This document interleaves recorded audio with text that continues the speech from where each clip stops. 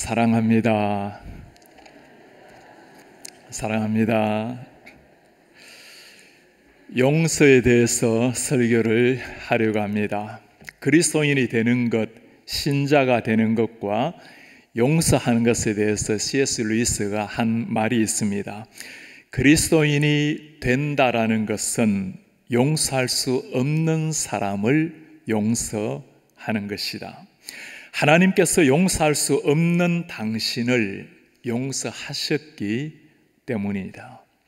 하나님의 용서, 십자가 위에서 나를 용서하신 예수님의 사랑, 그 사랑을 모르는 사람이 누가 있겠습니까? 그러나 신앙인들의 연구 결과를 보면 가장 하기 어려운 것이 용서라고 나와 있습니다. 질문을 먼저 하나 하려고 하는데, 여러분들 마음속에 지금 마음에 부담스러운 사람, 용서가 되지 않는 분이 계시면 한번 떠올려 보시기를 바랍니다.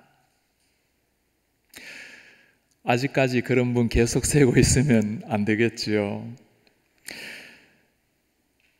용서하지 않는 사람, 미워하고 살아가는 사람은 자신이 미워하는 그 감옥 속에 자기 자신을 내던진 사람이나 마찬가지입니다.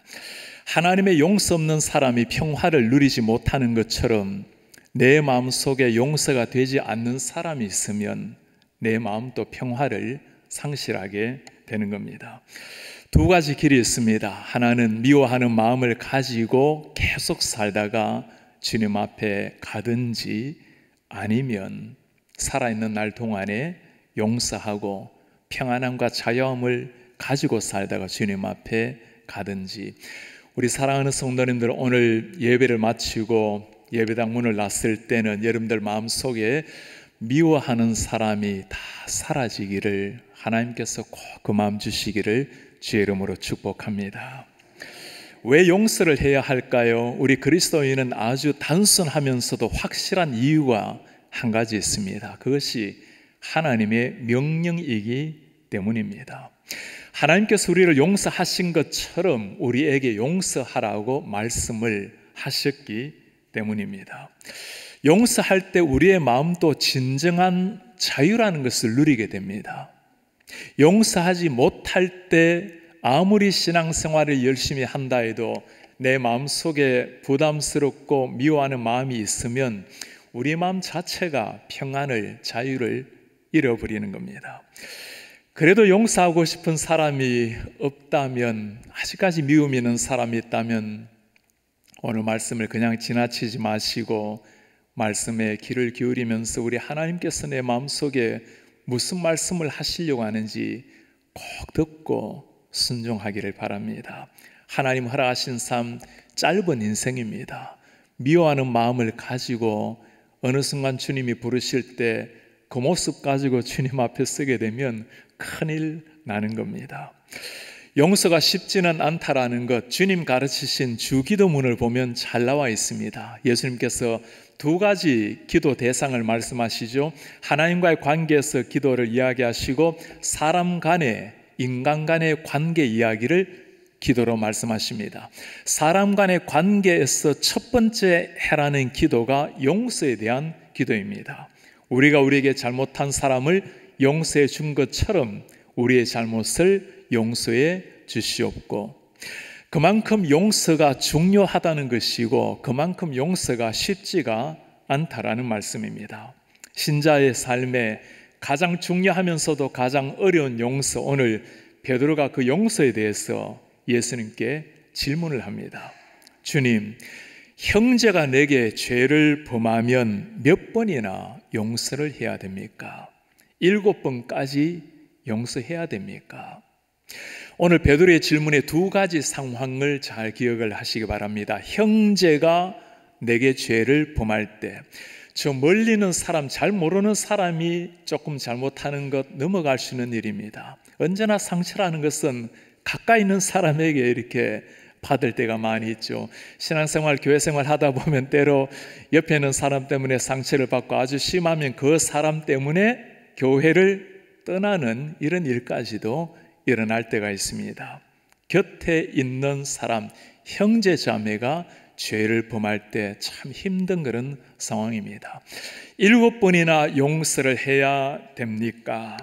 당시 유대 문화는 3번까지는 용서할 수 있다고 나옵니다. 3번 이상은 그냥 포기하라고 율법에 가르치고 있습니다. 베드로는 지금 엄청난 제안을 하고 있는 거죠. 7번까지 용서를 해야 됩니까? 그 마음 성급했던 베드로가 7번까지 용서를 이야기하는 것, 정말 엄청난 이야기를 하고 있는 거죠. 이 정도 되면 예수님께서 보시고 네가 문화를 뛰어넘는 용서를 이야기한다고 칭찬할 법한데, 오늘 예수님의 대답은 참 놀랍습니다. 7번뿐 아니라 7번에 70번까지라도 용서하라. 490번 용서, 무한대의 용서를 하라는 말입니다. 용서라는 것이 어느 정도의 문제가 아니라는 겁니다. 정도의 문제가 아니라 정신의 문제라는 거예요. 수준의 문제가 아니라 하나님과의 관계 속에서 나오는 태도, 자세, 정신의 문제라는 말씀입니다. 이것이 바로 천국 백성이 보여주어야 될 용서의 삶이라는 말씀입니다. 끝없는 용서, 예수님께서 그것을 가르쳐 주기 위해서 이야기를 하나 들려주십니다. 한 나라의 왕 앞에서 1만 달란트의 빚을 진 한 사람 이야기입니다. 어떤 방법으로도 1만 달란트를 갚을 길이 없어요. 왕이 뭐라고 말합니까? 주인이 명하여 그의 몸과 아내와 자식들과 모든 소유를 다 팔아서 갚게 하라. 여러분, 1만 달란트의 빚이 얼마나 크기에 몸도 팔고 자녀들도 팔고 남편 아내를 팔아도 그렇게 갚아야 될 돈입니까? 1만 달란트, 한 달란트, 1달란트는 순금 34kg에 해당되는 엄청난 돈입니다. 1만 달란트는 20년이 아니라 20만 년을 벌어야 근근히 벌 수 있는, 상상할 수 없는 액수입니다. 예수님께서 지금 보여주시려고 하는 말씀이 무슨 말씀일까요? 최선을 다해서 빚을 갚기 위해서 노력하라고, 자식들까지도 팔아라고 그 말씀하고 있을까요? 그게 아닙니다. 이 빚은 사람의 능력, 노력, 자식을 판다고 갚을 수 있는 것이 아니라는 겁니다. 불가능한 상황, 도저히 갚을 수 없는 상황에 오늘 왕이, 주인이 하는 일이 무엇입니까? 그 종의 주인이 불쌍히 여겨 놓아보내며 그 빚을 탕감하여 주었더라. 불쌍히 여겨서 용서하고 탕감을 해준 겁니다. 1달러도 받지 않고 자유인이 되게 해준 겁니다. 정말 예수님께서 우리에게 보여주시려고 하는 말씀이 지금 뭘까요? 1만 달란트의 빚을 진 사람, 우리의 죄악의 무게가 이렇다라는 말씀입니다. 하나님을 거부하고 하나님을 모르고 예수님을 십자가에 못 박아 죽인 죄, 창조주를 잊어버리고 구원자를 무시하고 내가 주인이 되어서 살아가는 모든 죄, 1만 달란트, 20만 년을 벌어도 자식을, 부모를 팔아도 갚지 못하는 불가능한 빚이라는 말씀입니다. 이 죄의 무게를 알아야 하나님의 용서라는 것, 은혜라는 것이 얼마나 소중한 것을 그때 깨닫게 되는 겁니다. 내 생명을 바쳐도 못 다 갚는 빚, 우리 예수님께서 이 일을 위해서 하신 일이 무엇입니까? 불쌍히 여겨서 탕감해 주었습니다. 성경에 보면 불쌍히 여기시고 긍휼히 여긴다라는 말씀이 가끔 나옵니다. 이 단어는 예수님의 마음을 이해하는데 굉장히 중요한 단어입니다. 헬라어로는 스프랑크나라는 단어를 사용합니다. 내 심장이 아파오는 아픔, 내 내장이 찢어질 정도로 내 마음을 다 쏟아서 아파하는 걸 말씀하는 거예요. 죄로 말미암아 죽고 있는 한 인간, 1만 달란트를 빚을 지고 어떻게도 갚을 수 없이 영원한 지옥으로 떨어져야 될 우리 사람을 바라보시면서 우리 하나님의 마음이 심장이 찢길 정도로 아파서 그를 용서하시고 탕감해 주었다는 말씀입니다. 그냥 주어진 일이 아니죠. 하나님이 1만 달란트의 빚을 갚기 위해서 하신 일이 무엇입니까? 말로서 끝난 것이 아니라 우리가 영원히 죽음을 당해야 될 그 아픔, 그 고통을 대신해서 당신의 하나밖에 없는 아들을 세상에 보내시고 예수님께서 대신 돌아가시고 우리를 탕감해 주신 용서의 신문이 우리 주님이시라는 말씀입니다. 이것이 바로 십자가의 의미입니다. 이 엄청난 사랑을 받은 사람, 우리가 죽어야 될 죽음을 대신해서 하나님께서 당신의 아들을 대신 죽이시고 살려낸 한 사람 한 사람, 그 한 사람 한 사람이 여러분들과 우리 그리스도인들입니다. 이런 사랑을 받은 사람에게 오늘 주님이 말씀하십니다. 7번, 70번이라도 용서하라. 베드로가 이 말씀을 처음 들었을 때는 당연히 이해하기 어려웠겠죠. 용서를 정도의 문제로 이해하는 사람에게 이 말씀은 이해될 수 있는 말씀이 아닌 겁니다. 예수님의 십자가 앞에 나아가야 그때 비로소 이해될 수 있는 말씀이 진정한 용서의 의미입니다. 용서, 사람들이 생각하는 용서라는 것은 언제나 상대적입니다. 상대방이 어느 정도 회개를 해야 용서를 받을 만한 준비가 되어 있어야 용서할 수 있다고, 용서에 합당한 행동을 보여야 용서할 수 있다고, 내 마음이 준비가 되어야 그때 용서할 수 있다고, 용서에 합당한 무엇인가 상대방이든 나든 상황이든 되어야 비로소 용서할 수 있다고 사람들은 생각을 합니다. 어떤 사람들은 심지어 용서를 하더라도 잊지는 않겠노라고 하는 사람들도 있죠. 중국의 가명 곳곳에 물망이라는 글자를 새겨놓은 곳이 있습니다. 일본이 중국에 들어가서 얼마나 잔혹하게 사람들을 죽이고 나라를 망쳤습니까? 하얼번에 가면 관동군이 머물렀던 731 부대가 아직까지 남아 있습니다. 사람들을 잡아다가 생체 실험을 하고 일렬로 세워서 총을 쏘아서 총알 하나에 몇 사람이 죽는지를 확인하고 아들, 딸, 부모와 함께 방에 넣어놓고 불을 떼어서 어떻게 죽어가는지를 관찰하고 그 모습을 지켜보면 사람으로서 이렇게 할 수 있을까라는 참 아픈 마음이 들어와요. 아직까지 역사를 그대로 보관하고 있고 나오는 길에 큰 문 앞에다가 돌로 새겨놓은 글자가 물망이라는 글자입니다. 잊지는 말라. 우리나라가 어떤 치욕스러운 과거를 당했는지를 잊지 말라는 겁니다.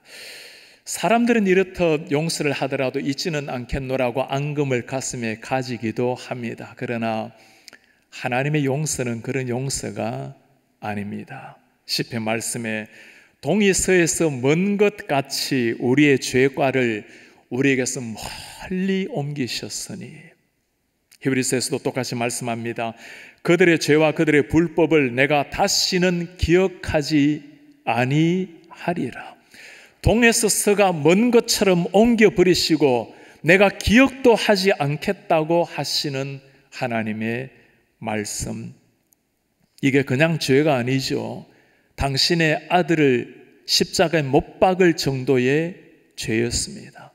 자식이 부모를 경홀히 여기는 죄를 넘어서 창조주 하나님을 무시하고 내가 주인이 되어 살아갔던 죄악을 십자가 위에서 다 용서하고 기억조차도 하지 않겠노라는 하나님의 말씀입니다.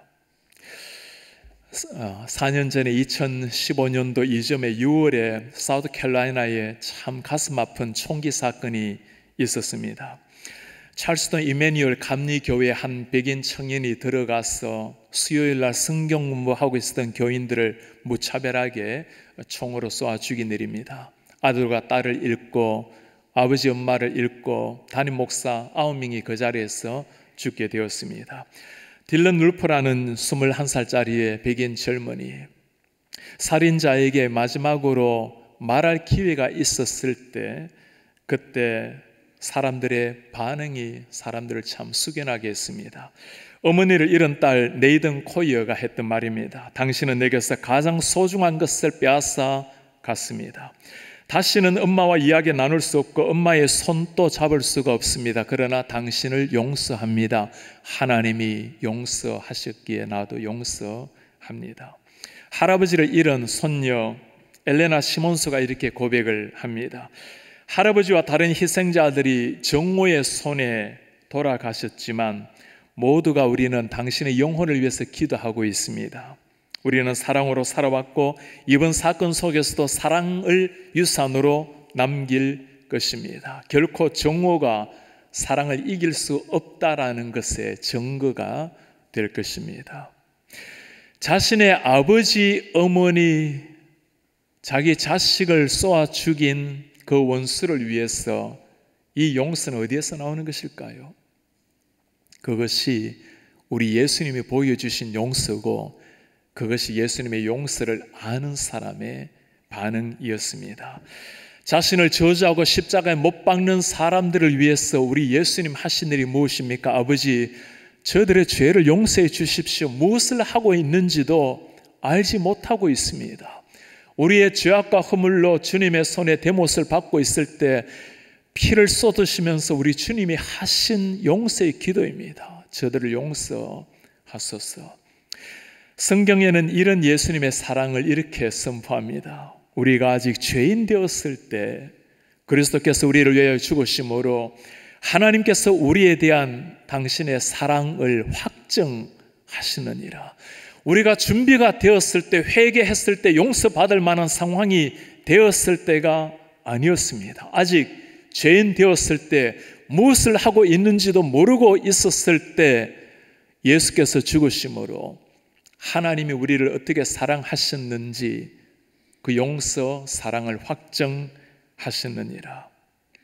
그것이 죄인을 향한 하나님의 사랑이고 나 한 사람 한 사람을 향한 주님의 용서입니다. 그 사랑 때문에, 용서 때문에 여러분들도 저도 하나님의 자녀가 되어서 오늘 이 순간 눈을 감아도 주님의 품 안에서 새로운 삶을, 영원한 생명의 시작이 되는 은혜를 누리게 된 겁니다. 참 재미있는 설교 제목을 하나 본 게 있는데요. 우리 예수님이 막걸리보다 못하십니까? 라는 설교 제목이었어요. 참 도발적인 설교 제목이지만 말하고자 하는 메시지가 분명하지 않습니까? 세상 사람들은 마음이 틀리거나 좀 미워하는 사람이 생겨나면 막걸리 한 잔 받아놓고 그냥 서로 풀어가면서 친구가 되기도 하는데 어찌 그리 하나님을 믿고 용서를 말하는 사람들이, 같은 교회를 다니는 사람들이, 때로는 장로, 집사, 권사, 직분을 받은 사람들이 용서라는 것을 모르고 그렇게 부담스럽게 살아가십니까? 때로는 저 사람이 보기 싫어서 교회를 심지어 옮기는 사람까지 나오는 그 하늘의 용서를 받았음에도 땅의 용서를 모르고 살아가는 사람들, 내가 어떤 사람이라는 것을 꼭 기억을 하시기 바랍니다. 1만 달란트의 빚을 진 사람이었어요. 20만 년을 벌어도 자식을, 부모를, 남편, 아내를 팔아도 불가능한 그 빚을 진 사람, 그리고 그 빚을 조건 없이 용서받은 사람이 여러분들과 저 한 사람 한 사람입니다. 이 정도의 사랑을 정말 받은 사람, 용서를 받은 사람이라면 우리의 삶이 달라져야 되겠죠. 용서라는 것은 상황, 수준, 정도의 문제가 아닌 겁니다. 하나님께서 나를 위해서 무엇을 하시는지, 십자가 위에서 도대체 무슨 일이 일어났는지 그것을 아는 사람에게서 나오는 자연스러운 마땅한 반응이 사랑이요 용서입니다. 오늘 1만 달란트의 빚을 탕감받은 사람, 그 사람이 어떻게 반응해야 될까요? 죽었다가 살아났다면, 가족까지도 죽었다가 살아났다면 이제 정말 사랑을 베풀고 용서하며 살아내야 될 그 사람이 하는 일은 참으로 놀랍습니다. 자신에게 100데나리온 빚을 진 친구가 있어요. 그 친구에 찾아갑니다. 당장 빚을 갚으라고. 멱살을 잡고 호통을 칩니다. 동료가 호소를 해요. 조금만 참아주시게나 내가 속히 갚으리라. 그 애타는 호소를 무시하고 그 친구를 감옥에 집어넣습니다. 100다누리온 빚을 진 사람, 1데나리온은 노동자의 하루의 품삯입니다. 3달 정도, 100일 정도 일해서 벌 수 있는, 갚을 수 있는 돈입니다. 태양 같은 용서를 받았지만 호릉불 같은 용서도 베풀지 못했던 사람, 그 차가운 가슴으로 그 날카로운 입술을 가진 자에게 우리 예수님께서 뭐라고 말씀하시는지 기억을 하십니까? 이 악한 종아, you wicked servant. 용서받은 사람의 용서도, 기쁨도, 자유함도, 평강도, 여유도 다 사라져버리고 차가운 가슴, 날카로운 눈만 가지고 그 날카로운 입술로 사람을 정죄하고 결국에는 감옥에 집어넣은 사람, 네 악한 종아. 우리 예수님께서 친히 하신 말씀입니다. 그의 근본적인 문제가 무엇일까요? 예수님을 모르는 사람이었어요. 교회를 다니고 신앙생활 열심히 한다고 했지만 십자가 용서를 모르고 살아간 사람이었습니다. 설교를 시작하면서 여러분들에게 물은 질문이 있죠. 여러분들 용서가 되지 않은 분이 몇 분이 계십니까? 떠올려 보세요. 용서하라는 말씀 앞에 우리는 참 생각이 많습니다. 아무리 하나님이 용서를 이야기하고 아멘이라고 해도 머릿속에는 많은 것들이 갈등과 고민이 시작이 됩니다. 그는 아직 회개를 하지 않았는데, 아직까지 용서에 합당한 반응을 보이고 있지 않는데, 상황은 변화된 게 없는데, 내 마음의 상처는 가시지 않고 그 후유증을 아직까지 나와 내 가족이 앓고 있는데 내가 준비가 되지 않았어. 그냥 잊고 살겠다고, 그냥 거리를 두고 생각하지 않겠다고 하는 사람도 있습니다. 여러분 꼭 기억을 하시기 바랍니다. 용서라는 것은 그와 나의 관계가 아니에요. 사람 관계는 주님 앞에 갈 때까지 계속 일어날 수밖에 없는 게 불완전한 인간의 모습입니다. 용서라는 것은 하나님과 나와의 관계예요. 하나님이 나를 위해서 무엇을 하셨는가, 그것을 알고 믿는 사람이 반응하는 것이 용서로 나오는 겁니다. 주는 나의 피난처라는 책으로 우리에게 참 감동을 준 코리텐 붐 여사 이야기를 여러분들 아마 들어보셨겠죠.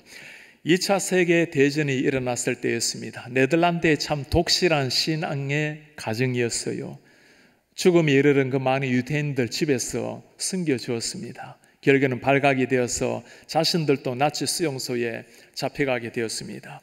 수용소 안에서 언니 강간당하고 고문당하고 죽고 부모님 수용소 안에서 다 가스실에 희생양이 되었습니다. 모든 가족을 잃고 코리텐 붐 여사 건건히 살아났어요. 신학교를 들어가서 목회자가 되었습니다. 그때 하나님께서 코리텐 붐에게 말씀하셨어요. 독일에 가서 나의 말씀을 전가하라. 독일에 가서 복음을 전가하라. 자신의 가족을 몰살시킨 그 독일 사람에게 가서 복음을 전하라. 독일만은 주님 내가 갈 수 없습니다. 그 원수의 땅에 가서 제가 어떻게 복음을 전합니까? 하나님께서 그에게 말씀을 하셨어요. 나를 저주한 사람들을 위해서 내가 무엇을 했는지를 기억해보라. 그들을 위해서 내가 십자가의 피를 흘렸노라. 하나님의 말씀에 순종해서 독일로 들어갔고 복음을 전할 때마다 사랑과 용서의 복음에 많은 사람이 변화를 받고 은혜를 받았어요. 한 마을에 들어가서 설교를 마치고 한 사람 한 사람 나와서 인사를 나눌 때였습니다. 줄을 서서 앞으로 다가오는 그 얼굴 중에 한 사람이 바로 그 언니를 강간시키고 부모님을 죽인 그 독일군 간수가 걸어오고 있었습니다. 코리아사의 자서전에 이렇게 기록을 해요. 그 순간 내 심장은 얼어붙는 것 같았다. 하나님께 말했다. 하나님, 저 인간만은 용서할 수가 없습니다. 용서와 사랑을 그렇게 외쳤지만 그 순간 심장이 얼어붙으면서 주님, 저 사람만큼은 용서할 수가 없습니다. 한 걸음 한 걸음 다가온 그를 향해서 하나님이 말씀하셨어요. 코리아, 용서하라. 용서할 수 없습니다. 용서하라. 주님, 저 인간은 용서할 수 없습니다. 내면의 싸움을 하는 순간 원수 같은 사람이 코리아 눈앞에 다가왔어요. 그때 하나님의 말씀이 다시금 들려왔습니다. 나는 네가 저 사람을 용서할 수 있느냐 없느냐를 묻는 것이 아니다. 네가 용서하겠느냐 하지 않겠느냐를 묻고 있는 것이다. 용서란 나의 명령 앞에 순종을 하느냐 하지 않겠느냐, 그것을 묻고 있는 것이다. 코리아서 남긴 기록입니다. 나는 그때 그 사람을 용서하고 싶은 마음이 조금도 없었지만 용서하라는 주님의 명령이 마음속에 깨달아지는 순간 하나님 명령이라면 할 수 없지요, 용서해야지요 라고 생각했다. 나는 용서하고자 하는 마음 없이 다만 하나님의 말씀에 순종하기 위해서 손을 내밀었다. 그런데 이상한 일은 내가 하나님의 명령에 순종하여 손을 내미는 그 순간 주님께서 내 마음속에 진심으로 그를 용서할 수 있는 마음도 불어넣어 주셨다라는 거다. 코리아서는 마지막에 이렇게 글을 맺습니다. 명령을 수행할 수 있는 능력은 성령에 의지한 순종을 통해서만 가능하다.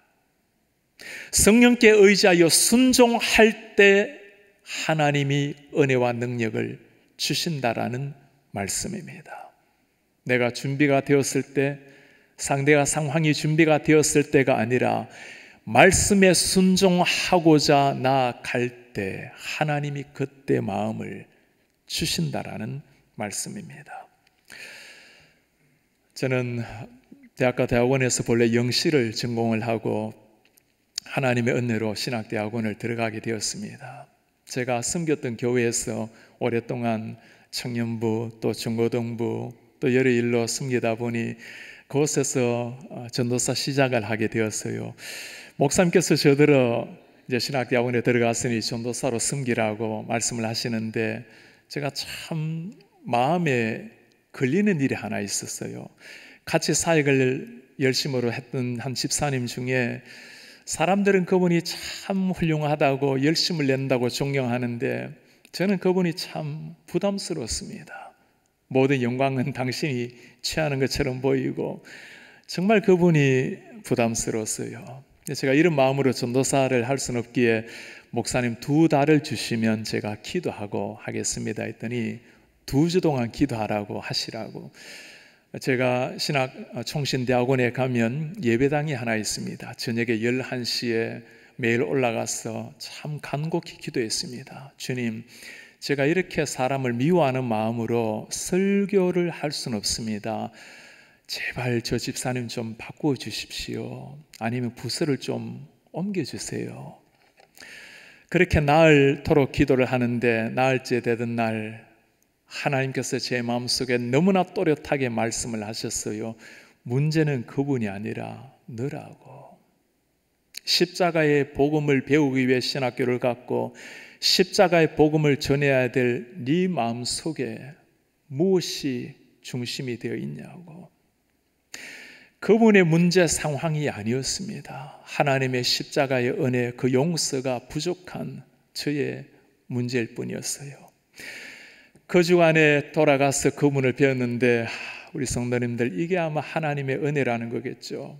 그분이 그렇게 사랑스럽게 볼 수가 없고 얼마나 소중하게 보이는지 그분의 삶이 변화된 것은 아니었습니다.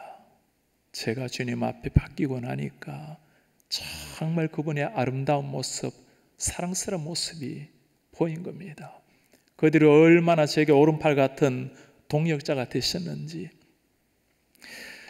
아직도 용서가 되지 않는 분이 계신다면 여러분 오늘 이 말씀을 들으면서 한번 기도해 보시기 바랍니다.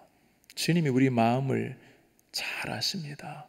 용서라는 것이 단순한 결단 때문에 되는 것도 아니고 한번 마음을 먹는다고 그게 삶으로 쉽게 나오지 않는다는 것 주님이 잘 아십니다. 우리가 가지고 있는 상처, 아픔, 그 실망 주님 다 아십니다. 용서하기 어려운 상황이라는 것도 다 아세요. 그럼에도 불구하고 우리 주님 앞에 가져가 보시기 바랍니다. 사람의 문제, 상황의 문제가 아니고 하나님과 나와의 문제입니다. 십자가 앞에 나아갈 때 거기에 답이 있는 겁니다. 이런 사람이 있습니까? 주님, 그래도 저 사람만큼은 용서하기 어렵습니다. 도저히 안 되겠습니다. 우리 주님께서 오늘 마지막 절에 그를 향해 하시는 말씀입니다. 너희가 각각 마음으로부터 형제를 용서하지 아니하면 나의 하늘 아버지께서도 너희에게 이와 같이 하시리라. 우리가 마음으로 진심으로 용서하지 않는다면 우리 하나님께서도 그렇게 하시리라. 정말 무서운 하나님의 말씀 아닙니까? 예수님께서 이렇게 말씀을 하시는데도 아직 부담스럽고 미워하고 용서가 안 되는 분이 계십니까? 용서하게 달라고 기도하지 마세요. 그런 분이 한 분이라도 계신다면 여러분들이 해야 될 기도는 용서가 아니고 주님, 제가 주님을 알 수 있도록 신앙을 달라고 기도하세요. 십자가가 무엇인지를 깨닫게 해달라고 간구하십시오.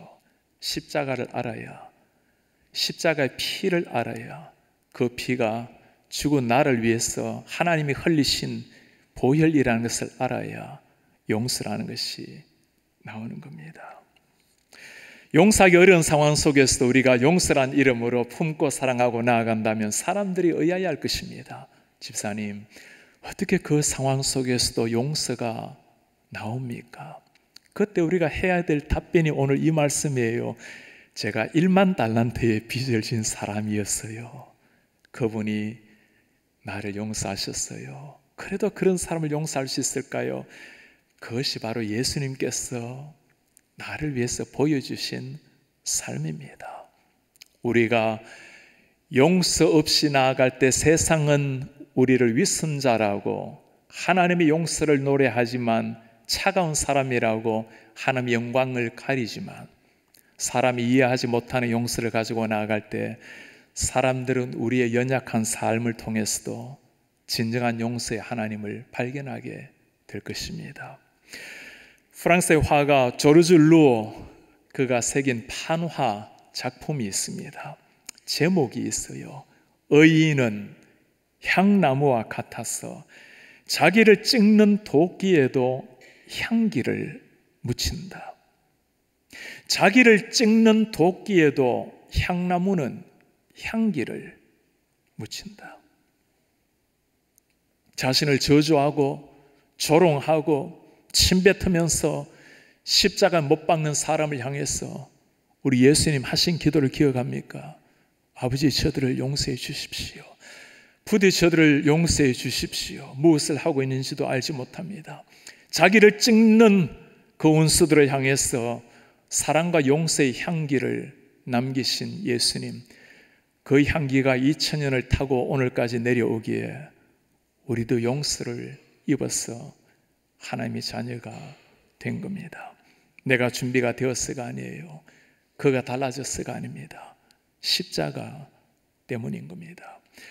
아버지, 저들의 죄를 용서해 주십시오. 여러분, 그 저들 속에는 여러분들과 제가 있어요. 있어야만 됩니다.